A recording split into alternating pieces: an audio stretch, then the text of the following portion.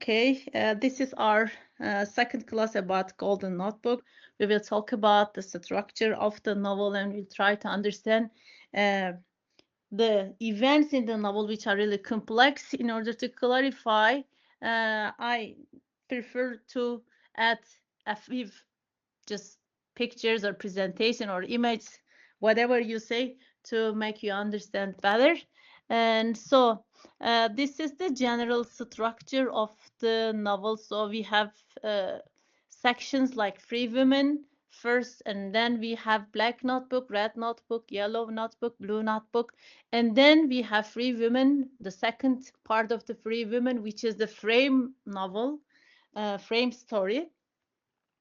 And then again, and second time, we have Black Notebook, Red Notebook, Yellow, and Blue. Then again, we have Free Women 3-part. As I said before, these Free Women parts are like the frame story of this novel. And this Black Notebook is another novel, and Red Notebook is another novel. So Yellow and Blue each are different novels, in fact. So we have different novels in this novel. So the complex structure of the novel is makes you feel that you should read the novel. What I'm trying to say is you should read the novel because the structure is really complex. And then we return back to the Free Women third time. And then again we have Black, Red, and Yellow and Blue. And the last time we have the fourth time Black, Red, Yellow, and Blue. So each notebook has a distinct story, and you can read those stories distinctively as a kind of novel. It is possible to read them. And then finally we have Golden Notebook, which means that the partition in the novel ends. And Anna just leaves writing her thoughts into different notebooks, and she prefers to write in just one single golden notebook. And then finally we have a Free Women part, but this Free Women part is different from other four Free Women frame parts. Okay, I hope the general structure will be helpful for you. And when we look at closely to the notebooks, the black, we talked about this before, refers to her time in Africa and also her feelings about her first novel, The Frontiers of War. You know, she's a writer. She's the writer of a bestseller book, and we learn her thoughts about novel and writing a novel and her feelings about her novel. So this part is about these black notebook parts. And red notebook refers to her experiences with the British Communist Party, her ideas about Communist Party and her feelings, and how she joins the party and how she leaves the party. This red notebook all refers to this time. And Yellow Notebook is a kind of a novel within a novel. It's about her love affair. And we will read this love affair and her fictional character Ella and her story. And we will read this. And in the Blue Notebook, it is kind of memories and dreams and psychoanalysis, her feelings, her emotions. It's like a diary. Blue Notebook is really like a diary. And we will learn her feelings. And some of her feelings are really chaotic. And we will read this in Blue Notebook. So she divides her thoughts into different notebooks. The main idea is here.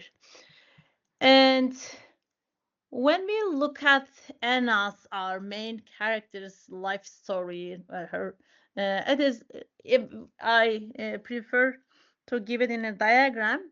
It starts in 1939 when she moves to Rhodesia and engaged in leftist politics.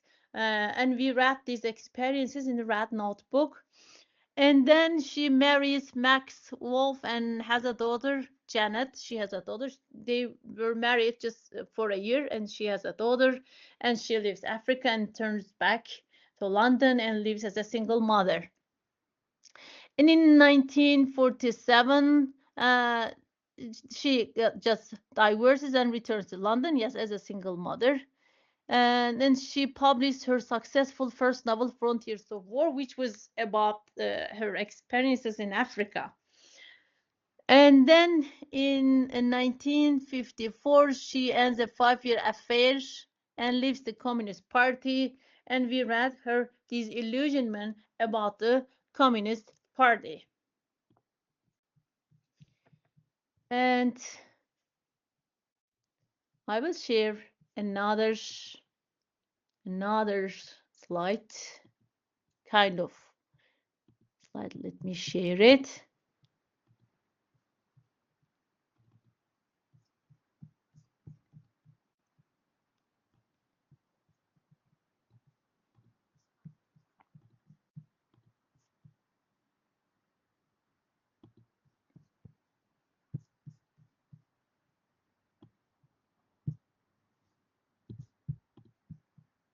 Okay.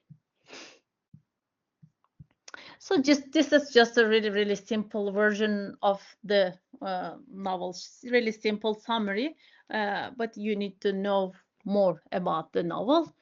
And when we look at the structure of the novel, we understand that it alternates between a free women section and notebooks.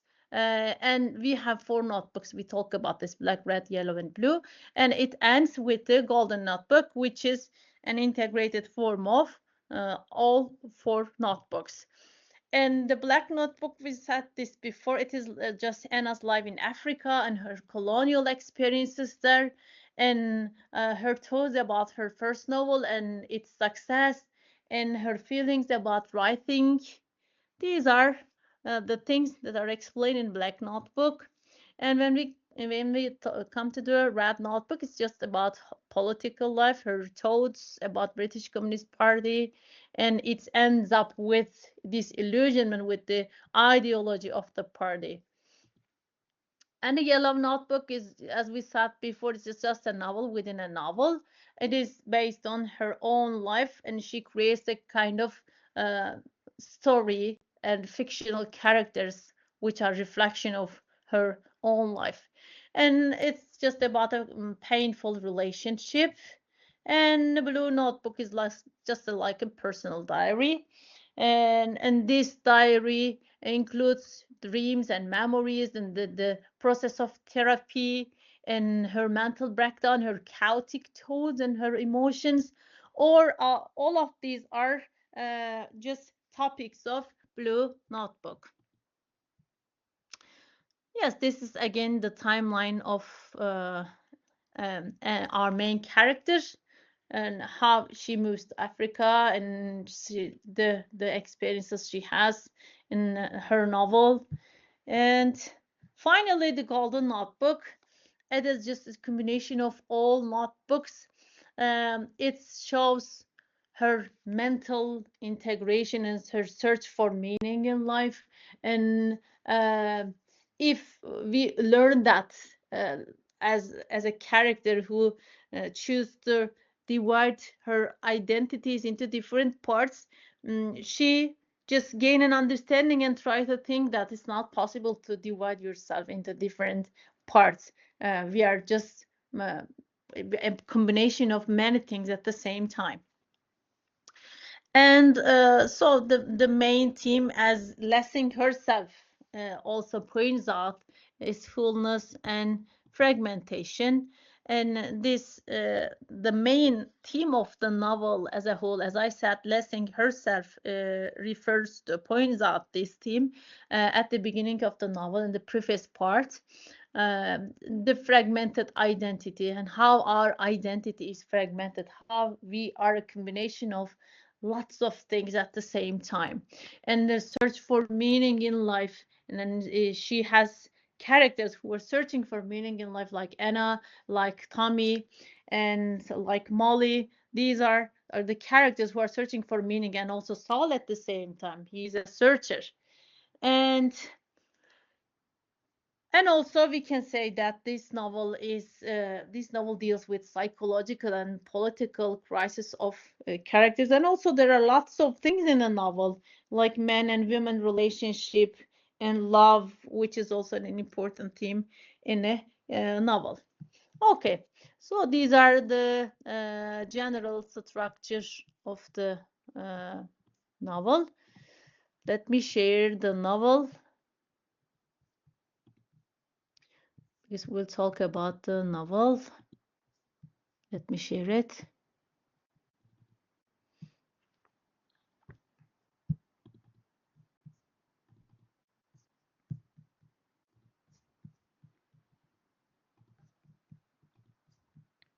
Okay. So we will move on with the novel. I think we are in the blue notebook part, which is a kind of diary. I hope these these presentations were helpful for you to understand the general structure of the novel, because it's really complex. Let's continue with the blue notebook, which is a diary. Anna, here in the blue notebook, realized that she fictionalized everything, and which is kind of an evasion. She tries to fictionalize everything, and she questions why she doesn't write everything simply like a diary. So blue notebook is like a diary, and Willie in black notebook is her ex-husband Max. Here it is her ex-husband Max. And her diary here includes notes about her sessions with psychoanalyst Miss Marks. She has a therapy process, and she takes some notes about Mrs. Marks. Yes, this is the therapist. And so Anna has a process of psychoanalysis because she has problems about meaning in life and herself, and so she has some psychological problems and some kind of mental breakdown she has. That's why she visits psychoanalysis Mrs. Marks, and she writes some notes about her sessions with psychoanalyst Mrs. Marks.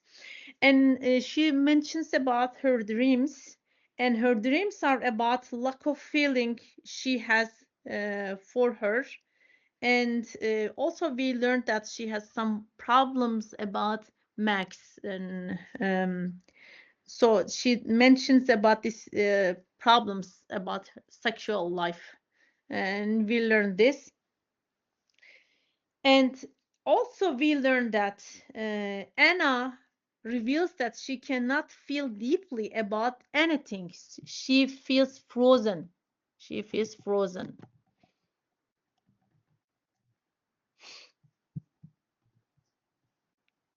Okay.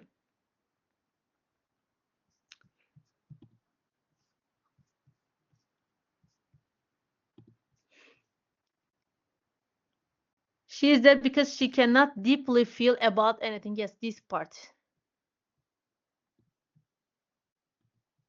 She is there because she cannot deeply feel about anything. She is frozen. She has a great many friends and acquaintances. People are pleased to see her, but she only cares about one person in the world, her daughter, Janet.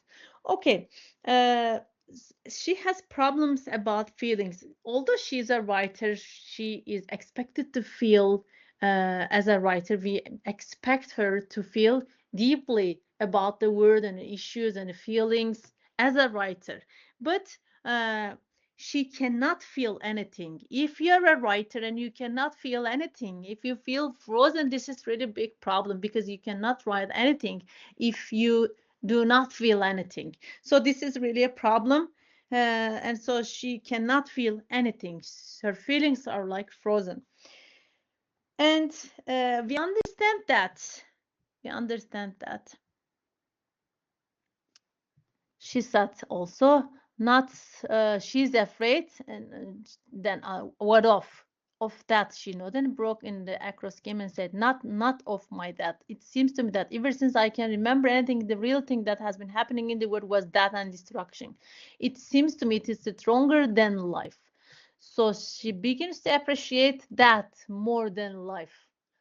So this is a problem, because we are human beings and we need to appreciate life more than that. But she appreciates that here. So this is a problem, because her feelings focus and her ideas just focus on that instead of life. And then she asked, why are you a communist? And we learned the reason. At least they believe in something. Okay, at least they believe in something.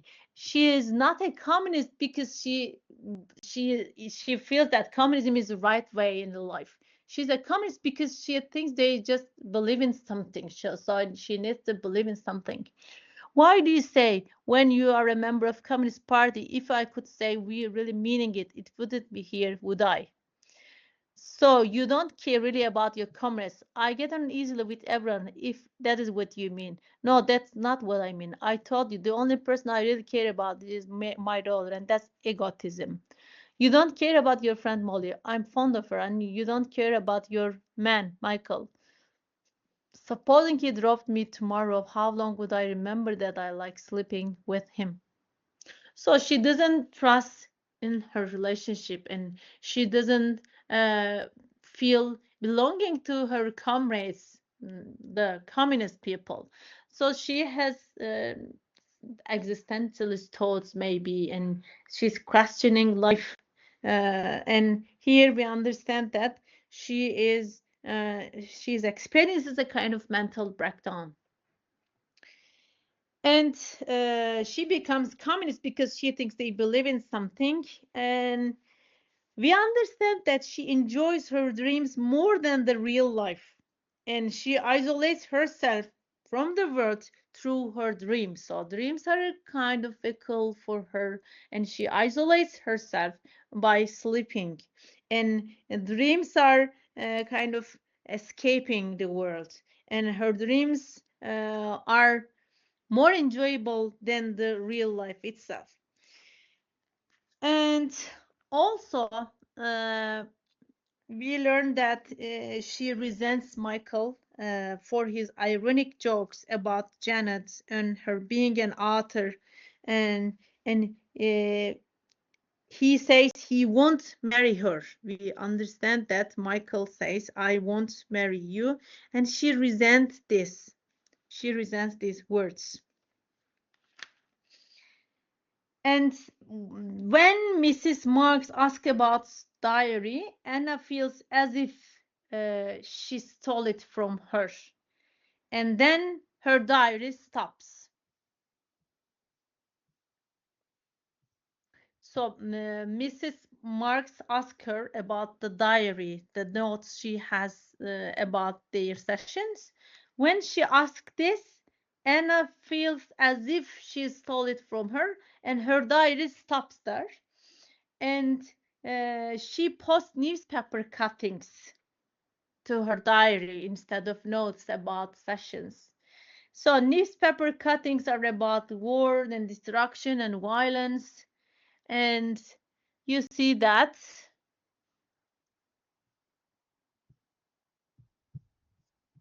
here. I took dozens of dreams to Mrs. Marks, so they all dreamed over the last 3 days. They all had the same quality of false art, caricature, illusion, and parody. She mentions about her dreams. All the dreams were in marvelous, fresh, vivid color. They gave me great pleasure. So we understand that these dreams are more realistic than her own life. She said, "You are dreaming a great deal," said. As soon as I closed my eyes, what are all dreams about? And then I want to ask you something. Half those dreams were nightmares. I wasn't in a real terror waiting when I woke up, and I enjoyed every minute of them. Although her dreams are like nightmares. She enjoys her dreams. Okay, so this is really interesting, because although they are not nice dreams, they are like nightmares. Although she feels terror, and she's sweet when she wakes up, she enjoys her dreams because they seem more realistic than the real life. Okay.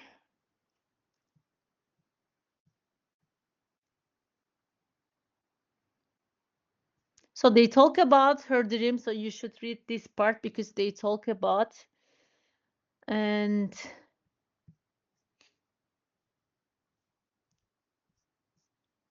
she mentions her dreams. Then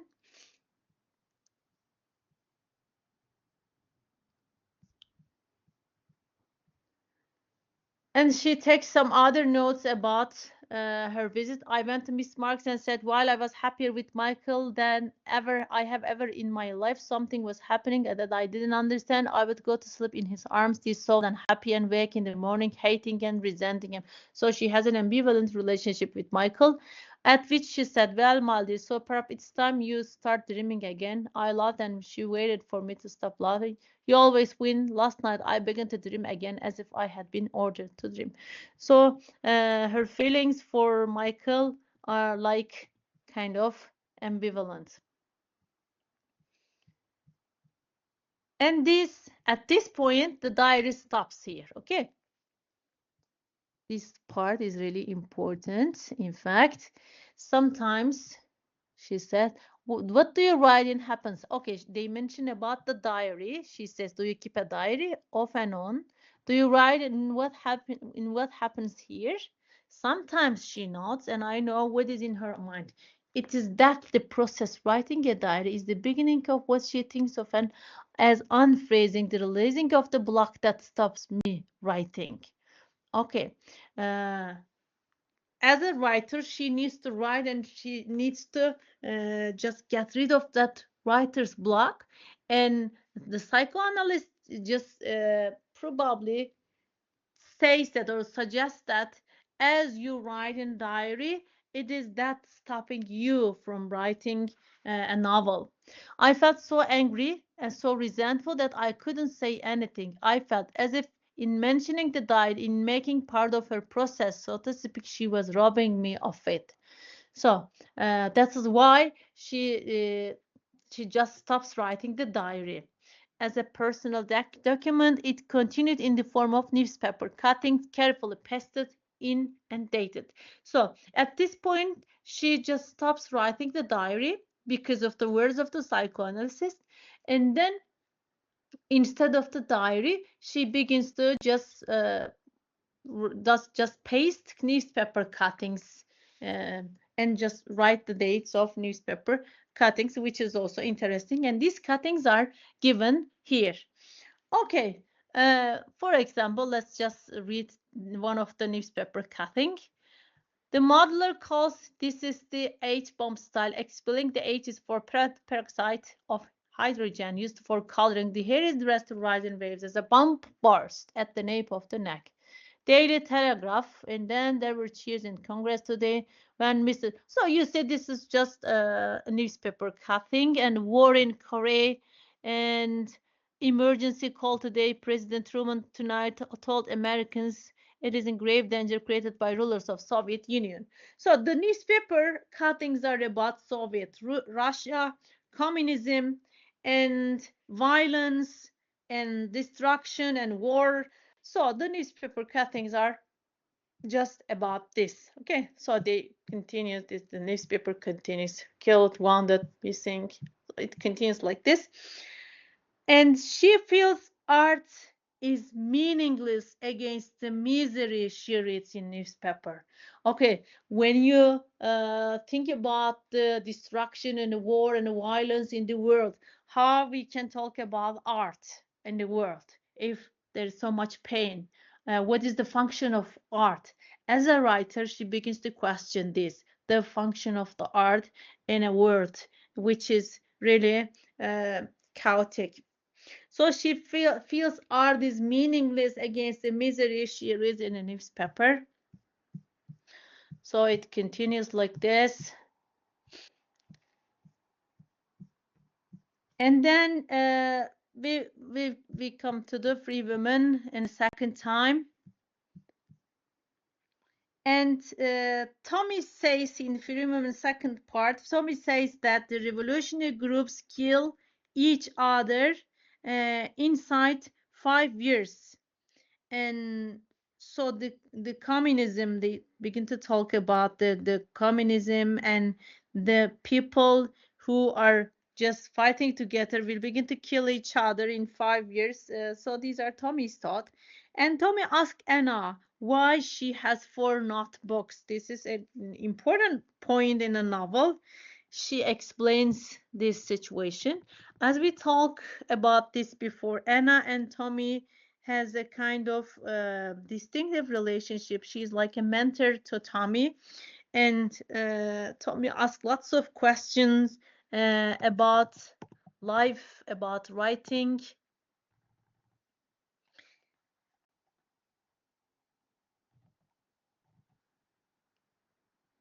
Perhaps because she says,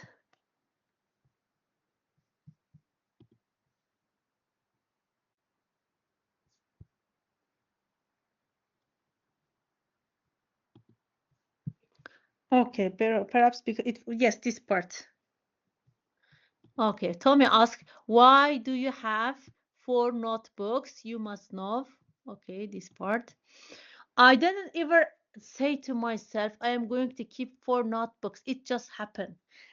Tommy learns that she's writing on different notebooks, and he wants to learn the reason why she's doing this. And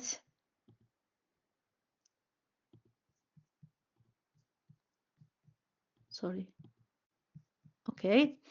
And she says, why not one notebook? She told while and said, perhaps because it would be such a scramble, such a mess.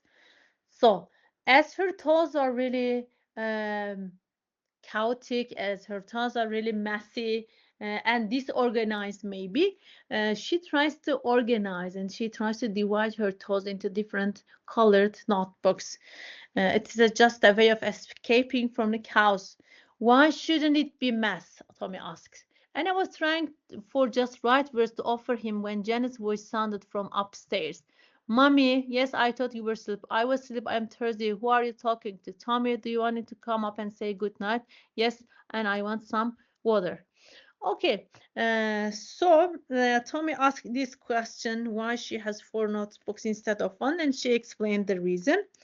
And it is just interesting for Anna to understand that children are how children grow up and become turn to individuals when they grow up and accuse their parents, and this is what they live in the past.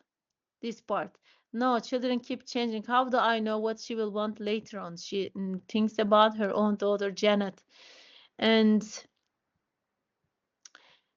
in the past it was like her story or Molly's story, and when they grow up they also begin to accuse their parents, and Molly and Anna just live the same situation in the past.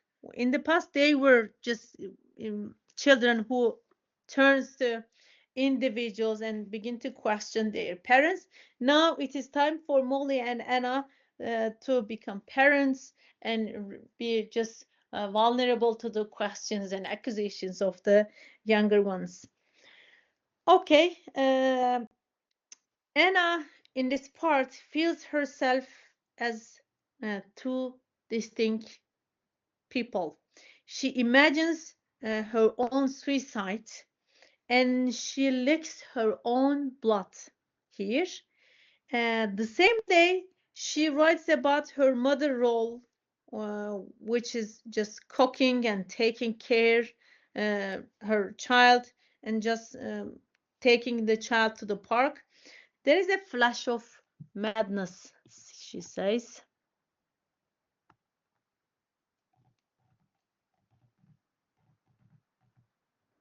Okay, here.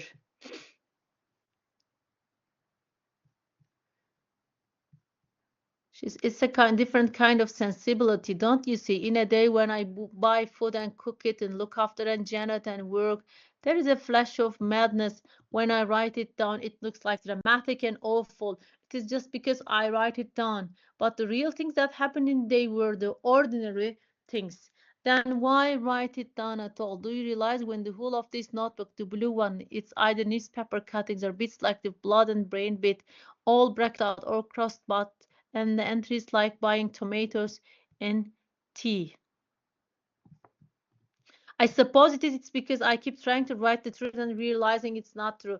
So she's questioning the truth of writing, or the how far can we write about reality. She questions all these aspects in her mind. So she tries to write true, but she cannot succeed. And Tommy accuses her of being irresponsible here. And she limits herself. She's afraid of cows, as she is limiting herself, as she's trying to escape her cows. Tommy just accuses her of being irresponsible. And she divides herself into compartments in order to avoid the cows. Perhaps it's true, he said suddenly. Perhaps it is. You can't bear it, so you cross it out. Perhaps. Why the four notebooks? Okay, he questioned this again. Why would happen if you had one big book without all those divisions, brackets, and special writing? I have told you, cows. He turned to look at her. He said sorely, "You look such a neat little thing, and look at what you write." Anna said, "You sounded just like your mother then." That is how she criticized me, in that tone of voice. Don't put me off, Anna. Are you afraid of being chaotic? So this dialogue is really important. It's really, really important, this part. And Anna felt her stomach contract in a sort of fear and said after a pause, "I suppose I must be." Okay, she's afraid of being chaotic. Then it is dishonest. After all, you take your stand on something, don't you? Yes, you do. You despise people like my father who limit themselves, but you limit yourself too. So Tommy's criticism is really harsh. For the same reason you are afraid you are being irresponsible. He made this final judgment, the pouting, deliberate mouth smiling with satisfaction. Anna realized that this was what he had come to say. This was the point they had been working towards all evening. And he was going on, but in a flash of knowledge, she said, "I often leave my door open, and have you been here to read these notebooks?" Okay, it's really clear that he reads her notebooks. That's why he knows about all these things and all those notebooks. And so this dialogue is really important because we learn, not just Tommy, but as readers, we also learn that Anna divides her thoughts into different notebooks in order to escape from her chaotic thoughts. So this is an important point in the novel. And then in a black notebook, Anna remembers this is the second time that we are reading the Black Notebook. This is the second time. But the stories continues in the first Black Notebook. In the second Black Notebook, we have the same story. Anna here remembers a conversation with a Russian writer about Jen, who had been tortured in prison in Moscow. So in Black Notebook, she remembers that. He can't say anything because if he had said in his country, he would have gone to prison.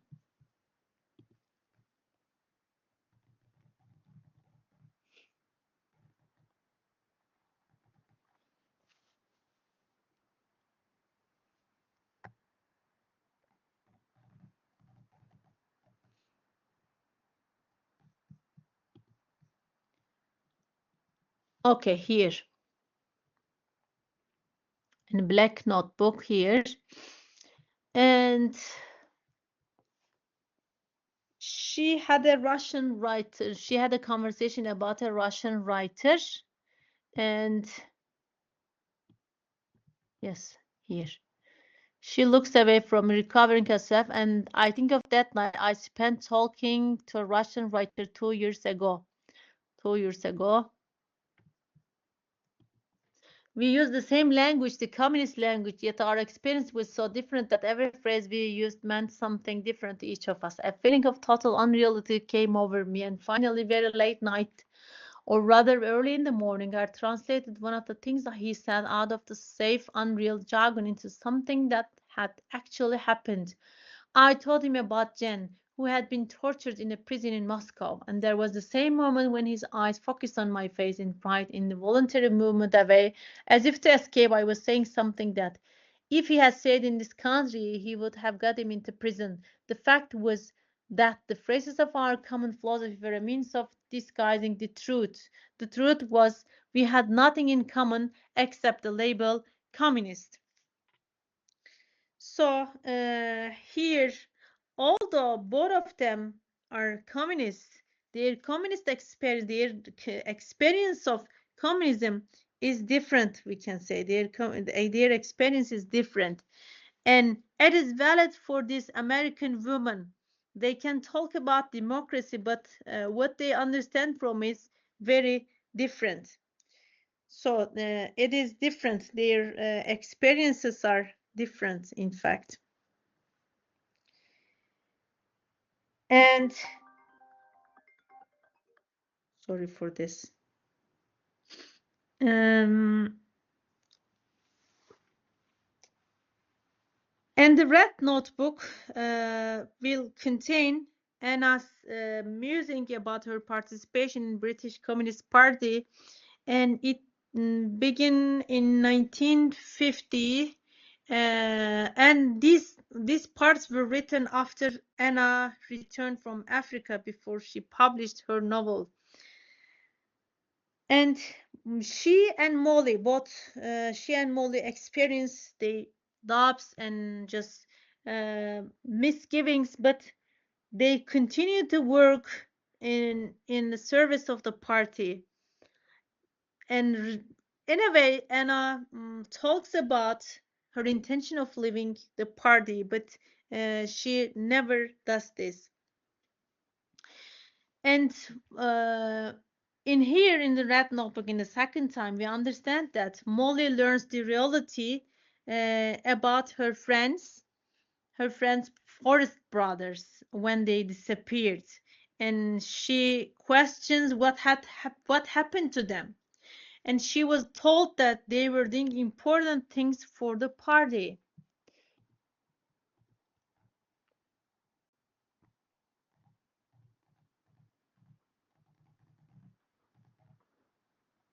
Okay, they were doing these brothers, forest brothers. Molly learns they were disappeared in Czechoslovakia. She went on to make inquiries. They suggest that she was not to worry. They were doing important work for the party. Okay, for the party. Yesterday it was announced that they had been in prison 3 years, just released. She went to HQ again yesterday, asked if they had known the brothers were in jail.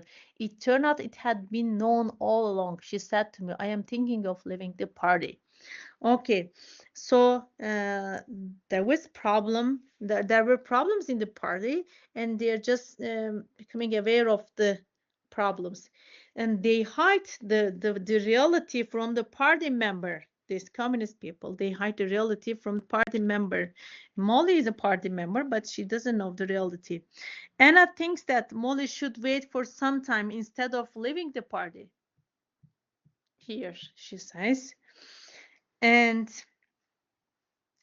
party is still dealing with cleaning up after Stalin's death. Yeah, after Stalin's death, they're trying to hide the reality. Here, why not see if things don't get better? After all, they are still cleaning up after Stalin, she said. You said last week you are going to leave anyway. That's what I said the whole. Yes, I saw the big chief himself. I said, all these villains are dead, aren't they? Stalin and Beria, etc. said, so you are still going on as usual. He said it was a question of standing by Soviet Union under attack, the usual thing. I said, how about Jews in the Soviet Union? He said, What a capitalist lie. Oh, Christ again. Anyway, he gave me a long lecture, ever so friendly and calm, about not panicking. Suddenly, I felt as if I was mad or all of them were. Okay, look, you people have to understand something pretty soon, or you will have no one left in your party. You have got to learn to tell the truth and stop all this hole and corner conspiracy and telling lies about things. So, in the Communist Party, after that of Stalin, I said they still kill people and hang people, uh, and this is the brothers live that situation. They send people to the prison, and even after Stalin's death, the situation continues. And she says that you should stop doing this. You should stop hiding the truth and just killing people or sending people to jail. You must stop this, she said. And then Molly warns Big Chief about lies. Molly warns the Big Chief about the lies and conspiracy in the party. Otherwise, she says that there will be no one in the party. And they don't trust the party. The important point is that they don't trust the party. And they don't trust the communism anymore. And Molly expect that something should change after that of the villains like Stalin, but in fact nothing changed, and they just continue to uh, their just way of behaving and hiding the truth. And here Anna saw a dream about a red fabric shaped like a map of Soviet Union. She has a dream about the party. Then the red areas was invaded by other colors. Let me find the quotation.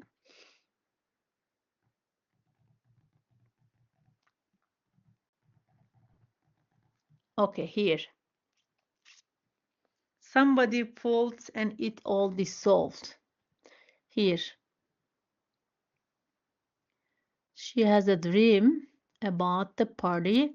There is a moment unbearable happiness, she said. The word turning down was slowly dissolving, disintegrating, and flying into fragments all through space. All around me were whiteless fragments of drifting about, bouncing in each other, drifting away. The word had gone, and there was chaos, and I was alone in a chaos, and it was I were very clear in my ear. Small voice says, "Somebody pulled that rope of fabric, and it dissolved." And I woke up joyfully and elated. I want to wake Michael to tell him, but Neve, of course, I couldn't describe the emotion I had dreamed in my words, sorry. Almost at once, the meaning of the dream began to fade. I said to myself, the meaning is going to catch it quick than I thought. But I don't know what the meaning is, but the meaning had gone, leaving me indescribably happy, and I was sitting in the dark beside the Michael, just myself. And here, this morning, I could remember the dream clearly. Okay, again, about the same dream and how I felt. I remember the words particularly. Somebody pulled the thread of fabric and it all dissolved. All day, the dream had been shrinking and dwindling so that it was small and bright and meaningless. But this morning, when Michael woke in my arms, he opened his eyes and he smiled at me. The warm blue eyes, he smiled at my face. I thought so much of my love has been twisted, painful.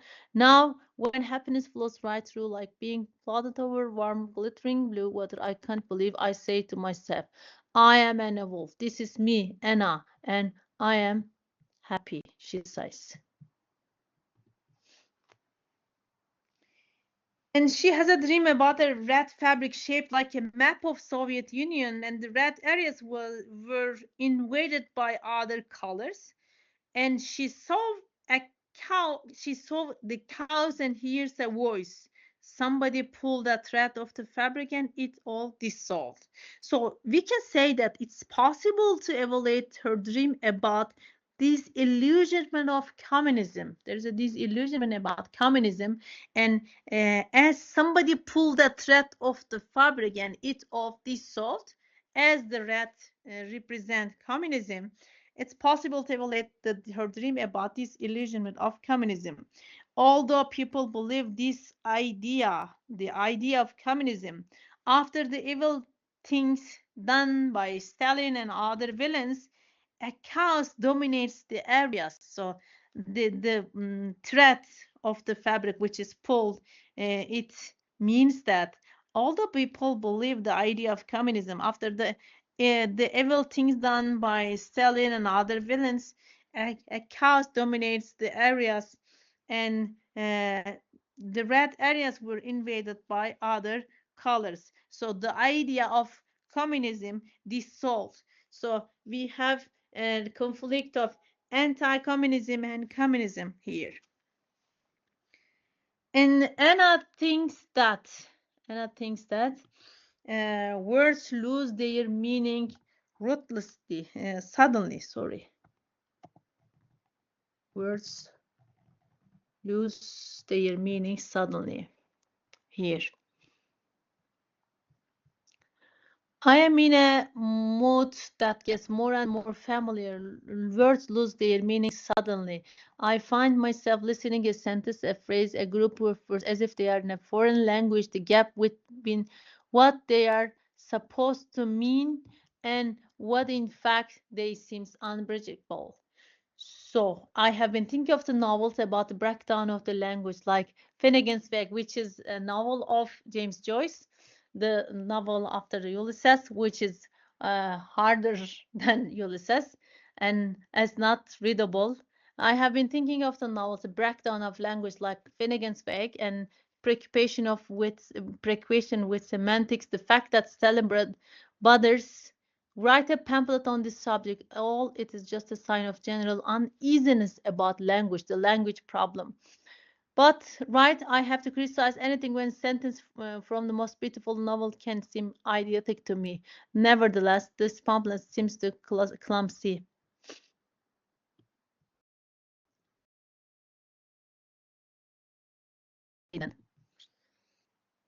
So, as she thinks that words lose their meaning suddenly, the Stalin's pamphlet about language shows that there is a general uneasiness about language. There is a problem of language.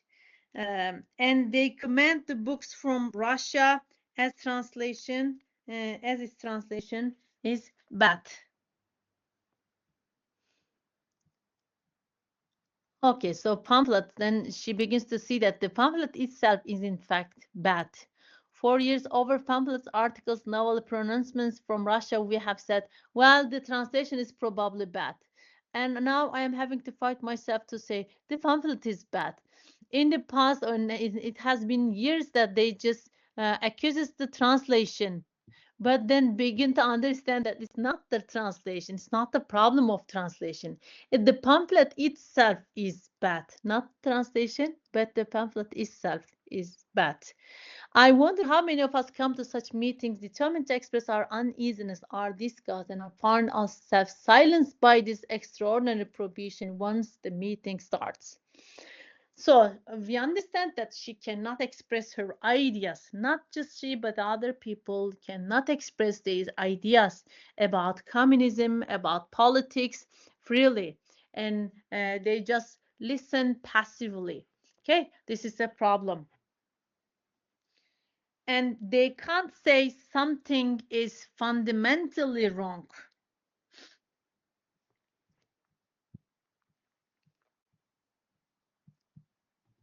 Let me find the other quotation.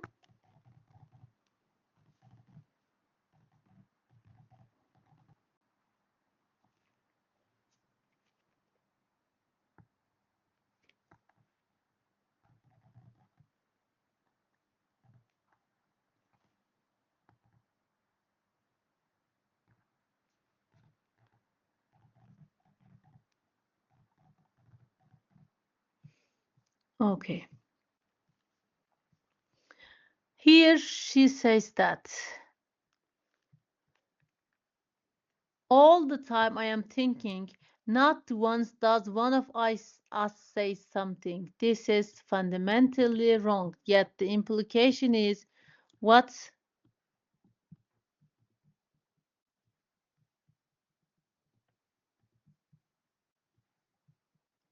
Let me highlight it. Okay. Not once does one of us say something is fundamentally wrong with the implication of what we say amounts to that. I can't stop thinking about this phenomenon that when two of us meet, our discussions are on a totally different level than when there are three people present, two people, and it's two persons from a critical tradition discussing politics as people, not communists will discuss them. By people not communists, I mean that they wouldn't be recognized as communists except for the jargon by an outsider listening in. But more than two, and a different spirit altogether is present. This is particularly true of what is said about Stalin, although I'm quite prepared to believe that he is mad and murderer. She's, she thinks that Stalin is the leader of the communists is a murderer and mad. Though remembering always what Michael says, that this is a time when it is impossible to know the truth about anything. I like to hear people to use that tone of simple, friendly respect for him. Because if that tone were thrown aside, something very important would go with it. Paradoxically enough, a faith in the possibilities of democracy, of decency, a dream would be that for our time at least. So, when there are two communist people, they discuss political issues like people who are not communists. And when they are three, their discussion is on a totally different level. For Anna, this situation is true, but what is said about Stalin, and as she thinks, she is ready to believe that he is a murderer or murderer. However, uh, she likes people to use a tone of respect for him because that tone ensures their dream is there. Although they know that Stalin is a problematic person, they feel a kind of respect for him. And because this tone of respect ensures their dream is there. And then in a yellow notebook,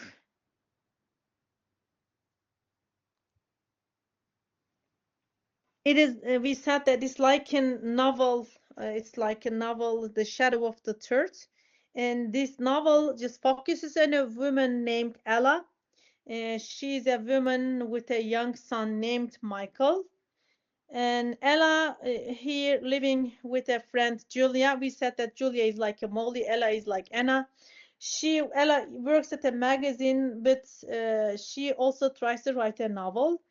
And one evening, Ella just goes to a party and she meets a psychiatrist named Paul Tanner. And they just meet and they have an affair. But Paul is married and he has children. And Ella and Paul's relationship just continues for 5 years. And Ella, she feels jealous because Paul is married and also she has some affairs with other women. Then Paul just moves to Africa and their relationship ends, and Ella feels really devastated in Yellow Notebook, I mean. So Ella lost her freedom after Paul, and so she feels unhappy and she feels fragmented. And she was ready to sacrifice her writing career if Paul wants, and the possibility of dying in an air crash seems better than suicide for Ella. She feels really devastated, I said. She thinks that a child gives life. Let me find.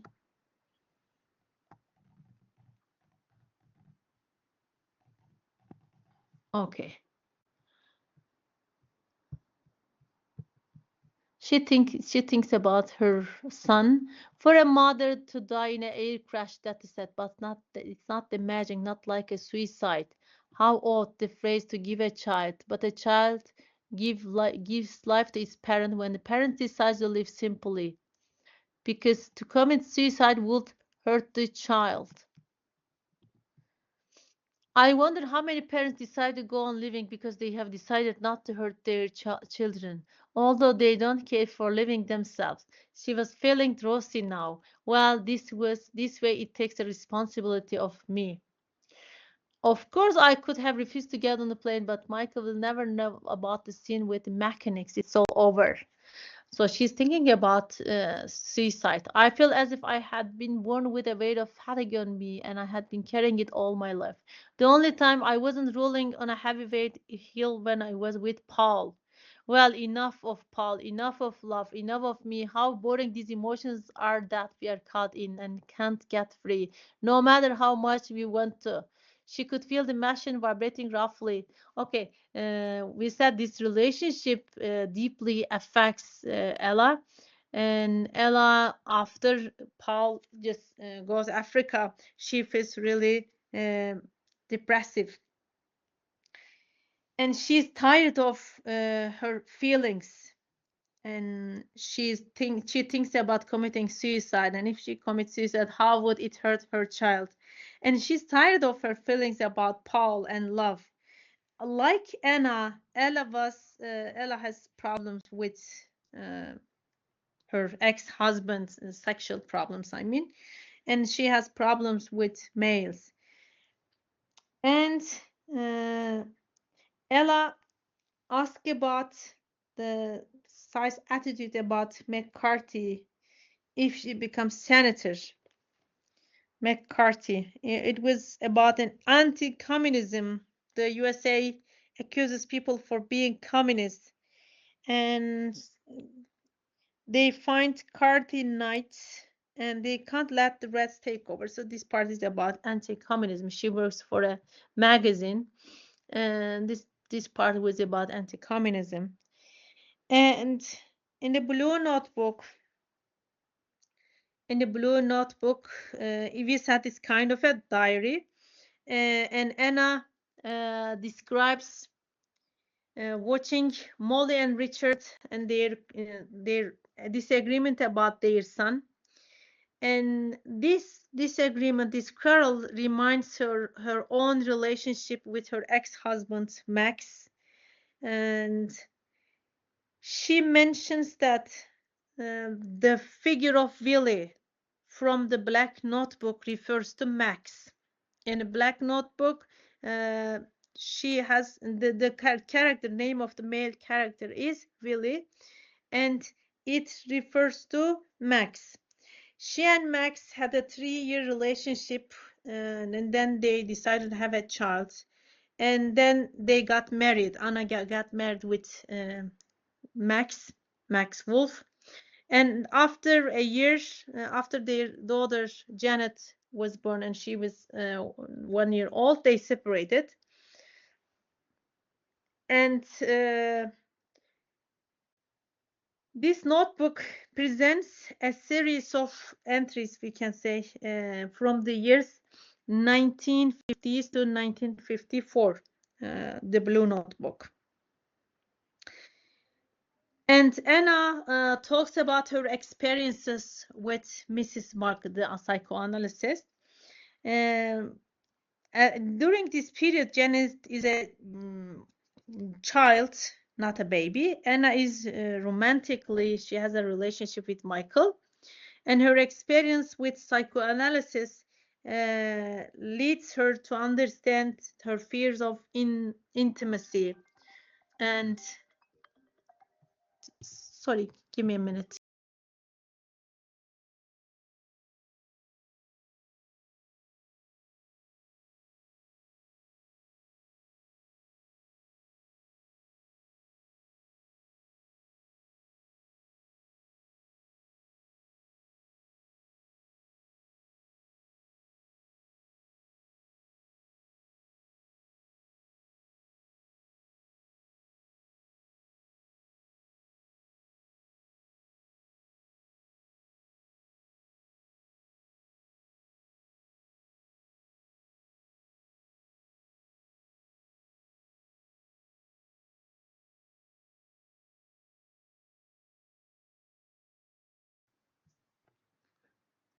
Okay, sorry for this interruption.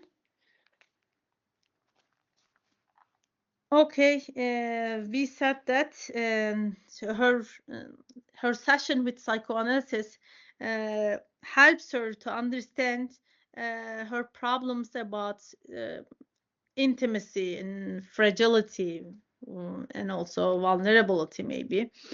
And this notebook, uh, I mean the blue notebook, in the blue notebook, Anna decides to write her day in a realistic manner, because Michael says that she makes up stories about their life. So she decides to write in a realistic manner to her blue notebook. And Michael's communist friends were murdered by other communists, and his family was also murdered in a gas chamber. And he has sleeping problems because of these traumatic events. And Anna here thinks about her responsibilities as a mother and a woman, which make her feel tension in her life, and the resentment and the anger, which is the disease of women, she says.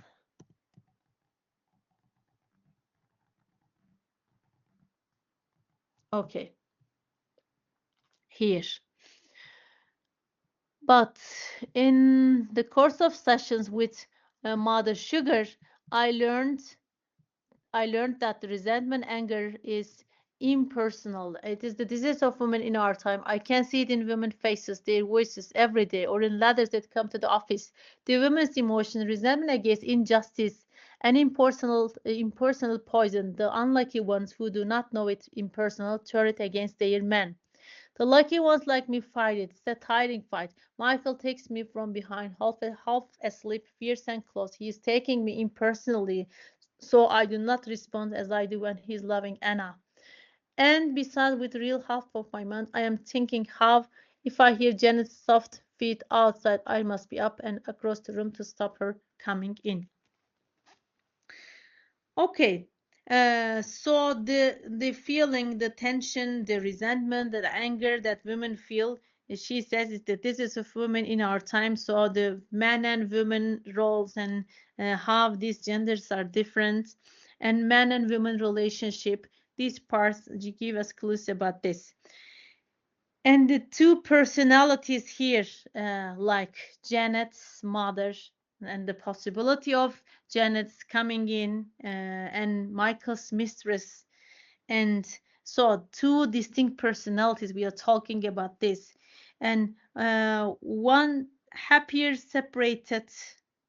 It is a strain having to be both at once, she says. She never comes in until 7. That's the rule. I do not expect her to come in, yet I have to be alert. While Michael grips me and fills me with noises next door continue, I know he hears them too, and the part of the pleasure for him is to take me in hazard when Janet, the little girl, the 8-year-old, represent for him partly woman, other woman whom he betrays sleep with me, partly child, the essence of child, against whom he is asserting his rights to live. So, and her two roles, two different personality, two different roles as Janet's mother and Michael's mistress, they just confronts. And she feels divided between her two roles, a mother and a mistress.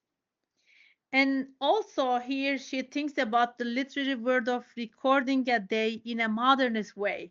She writes about her period and remembers Joyce. She remembers James Joyce.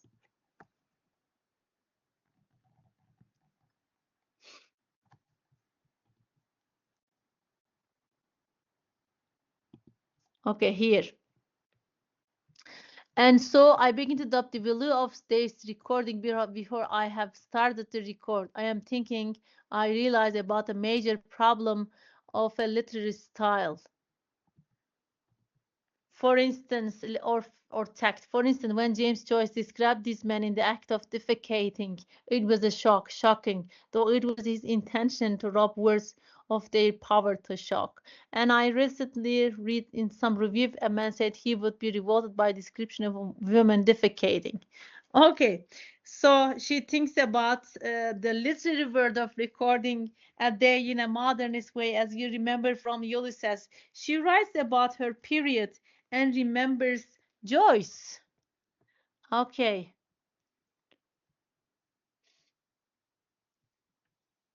okay, here.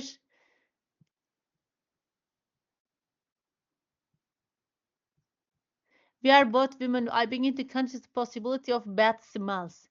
I think of my reaction to, I forget about my problems of being truthful in writing and begin to worry, am I smelling?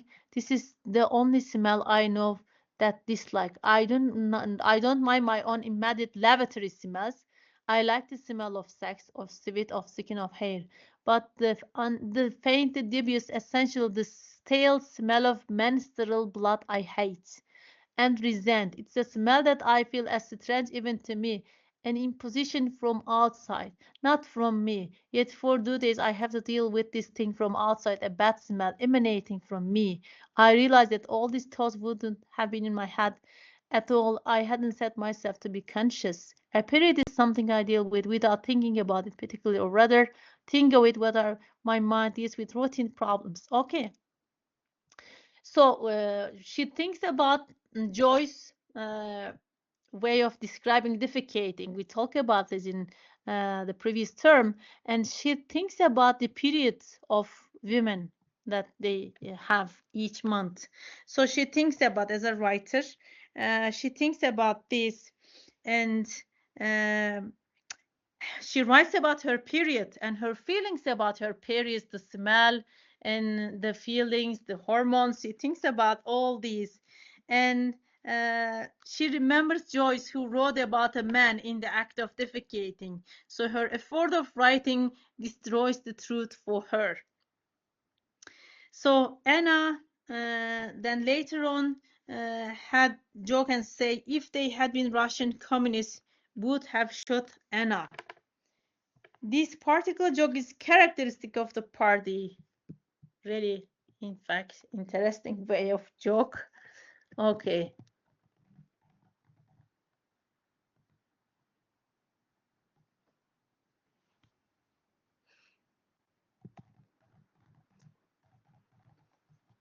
Okay. Here. Uh, After that, he was talking with Comrade Boot.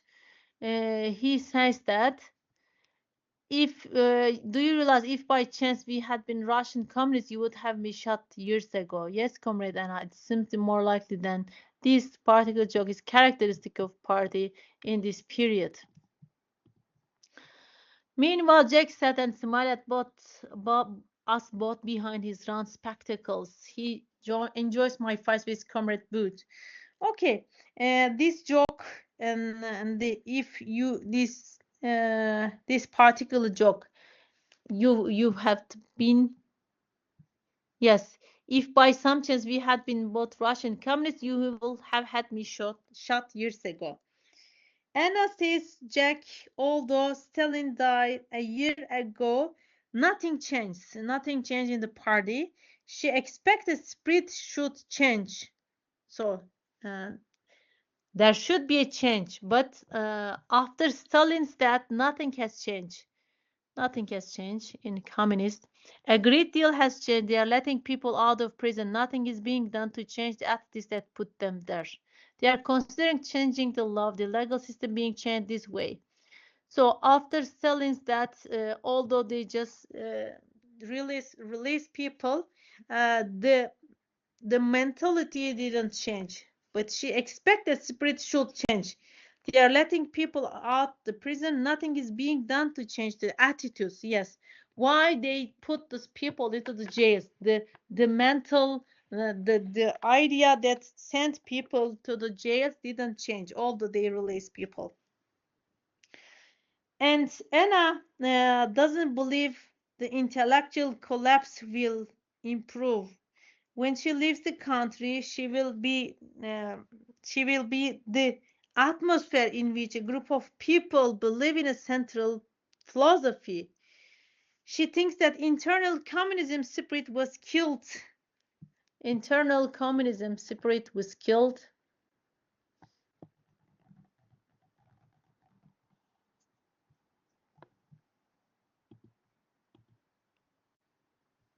Yes, here. International communism. The tragedy is that this intellectual responsibility, this high seriousness is in a vacuum. It relates not to Britain, not to communist countries as they are now, but the spirit which exists in an international communism years ago was before it was killed by the desperate, crazy spirits of struggle for survival to which we now give the name of Stalinism.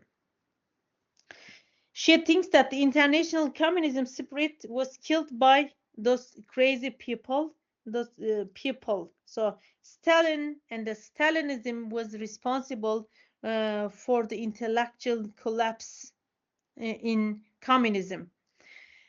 To Anna and the to Anna, the British Communist Party turned into a group of marvelous people, the officemen, and they are unaware of their country's situation. And the Communist Party, the British Communist Party, I mean,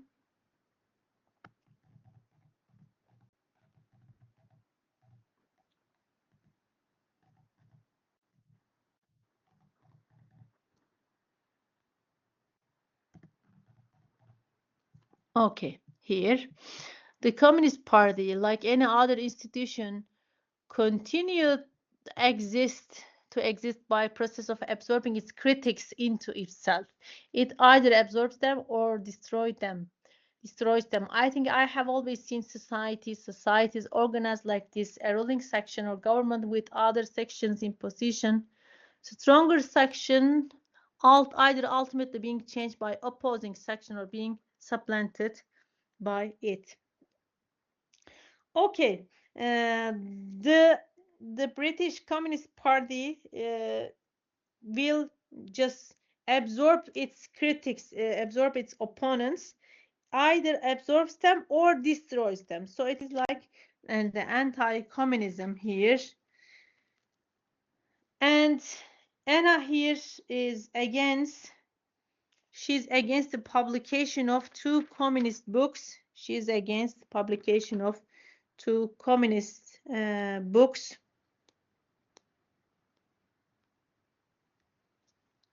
Since they don't reflect the real situation. What they have said, she says, what they have.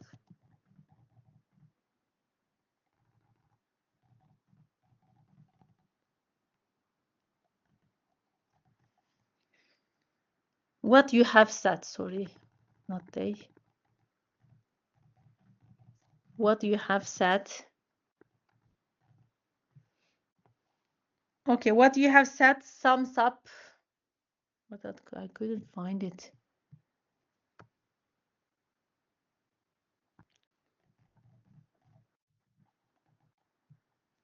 Okay, here. What you have said sums up everything that's wrong with the party.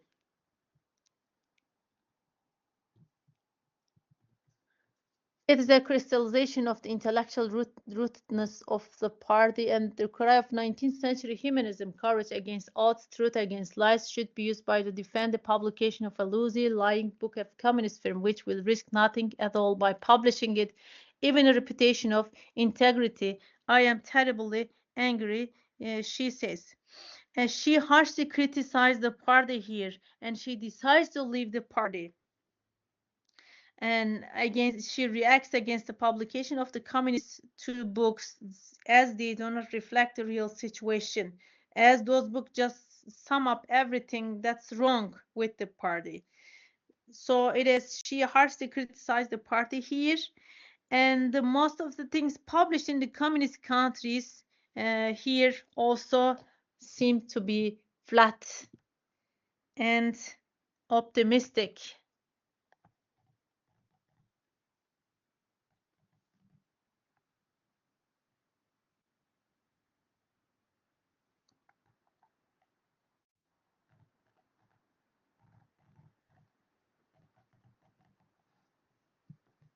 Okay, here.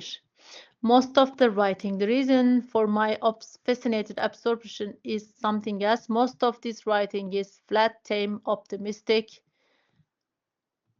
and on a curiously jolly note. And even when dealing with war and suffering, it all comes out of the meat. But this, bad, that, and banal writing is the other side of my coin. I am ashamed of the psychological impulse that created frontiers of war. I have decided never to write again, if that is emotion which must fit my writing. Okay, she the thing that she writes about war and suffering, we said that she uses the material, the war as a material in her book, Frontiers of War, and uh, she decides that her own book also couldn't grasp reality, and she decides not to write again anymore because even her book do not reflect the reality about communism. And while giving lectures on art about it should be a communal as a kind of vehicle through which man can express his responsibility towards his brothers, and not an individual act. The communist, the communist people believe that they should use art as a vehicle through which they can just fulfill their responsibility towards his brothers. So the idea of communism do not approach art as a kind of individual act. It is a kind of communal act. And when she stammers, she quits those lectures. While she was giving lectures about the arts, the function of art in communism, she understands that she doesn't believe what she says.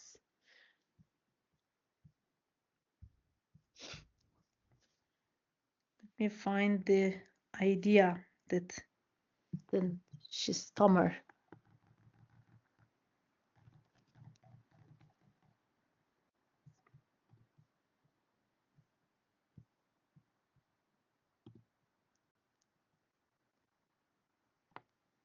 Okay, here she was in party. She was giving lectures on art. Art during Middle Age was communal, in non-individual. It came out a group consciousness. It was with the driving painful individuality of art and bourgeois art. And one day we will leave behind the driving egotism of the individual art. We will turn art which will express not man's self-division and separateness from his fellows, but his personality for his fellows and brotherhood. Art from West, to use the useful catchphrase, becomes more and more shriek of torment from souls recording pain. Pain is becoming our deepest reality. I have been saying something like this about 3 months ago. In the middle of this lecture, I began to stammer and couldn't finish. I haven't given any more lectures. I know what stammer means. Okay, she was normally giving lectures about the function of art and how it should be a kind of communal, it should have a communal purpose. It should serve the purpose of communism. It should be a communal act, not an individual act. And she was talking about this. She was giving lectures about this. And then she understands that. She stammers. When she stammers, she understands and she quits those lectures. She realized that she doesn't believe what she says, the function of art in communism. She doesn't believe in. She feels that she can't read those communist magazines anymore. They are read or she's dead for them. And also she quits reading those communist magazines and she cannot read them anymore. When Anna and Jack listen to a man who comes from Soviet Union and has information about anti-Semitism, Jack doesn't know what to believe despite being part of communist bureaucracy. And there are some rumors about that.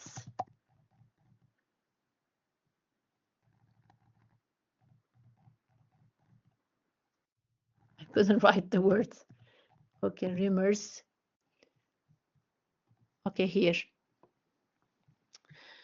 Jack has a friend who has just come back from Soviet Union, and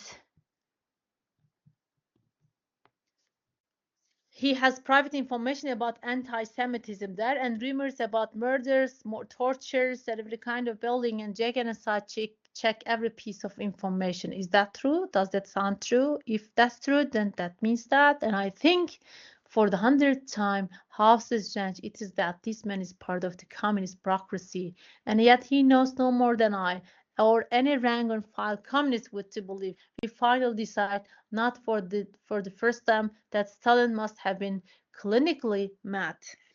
Okay, so they think that here Stalin is mad, and all these negative rumors about murders and tortures and every kind of bullying, they affect their thoughts about communism. And Anna was replying letters and that were sent to a party magazine. And Anna understands that her mind is full of contradictory things. She doesn't believe in happiness. The fight with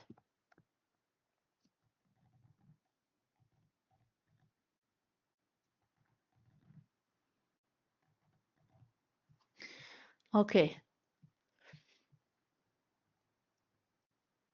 She says that I am living on unearned money because it's only luck that book was a bestseller, and other people with more talent have to sweat and suffer nonsense. It's not my fault. The fight with my various forms of dissatisfaction tires me, and I know this is not a personal fight. She says.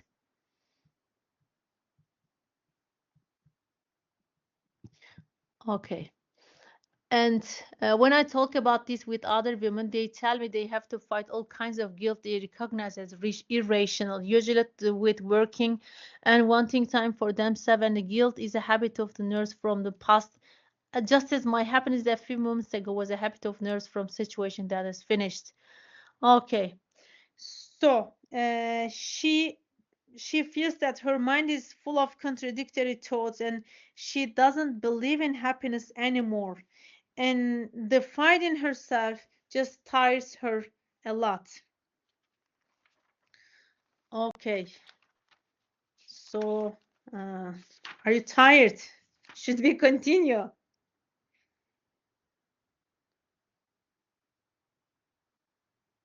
Are you okay? How do you feel now?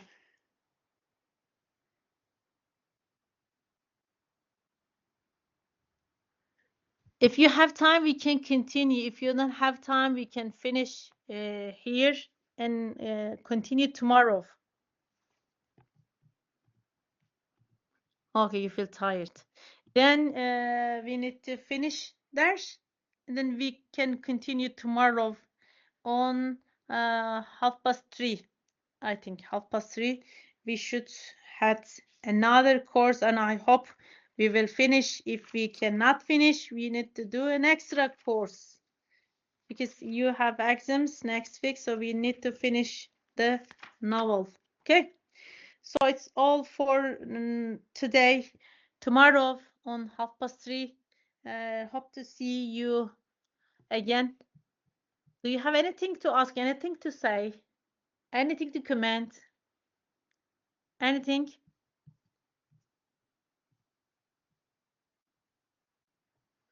Then we will move on with Free Women 3. Okay, Free Women 3. We will move on with Free Women 3. Okay, then see you tomorrow.